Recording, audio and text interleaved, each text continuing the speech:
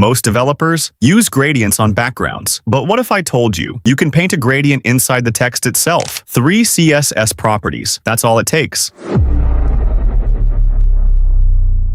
This is your heading right now.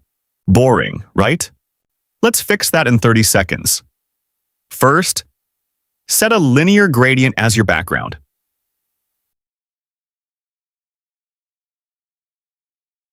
Nothing happens yet because the gradient is behind the text, not in it. Now, clip that background to the shape of the text only, with background clip, text. And this for other browser support. Still ugly? Good. The magic is in the next line. Make the text color, transparent. With color, CSS property, or WebKit. But why stop there? Let's make it alive.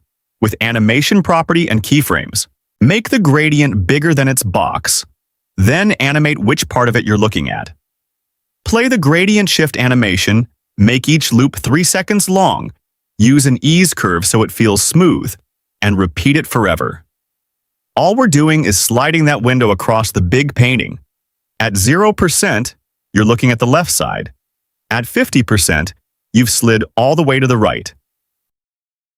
At 100%, you're back to the left. Loop forever. Now it breathes. You just combined background clip, text fill color, and keyframes. 3 CSS features working together to create something that looks like it took hours. Next video, we're doing frosted glass cards. Same idea. 2 CSS properties. 1 insane result. Subscribe so you don't miss it. See you in the next one.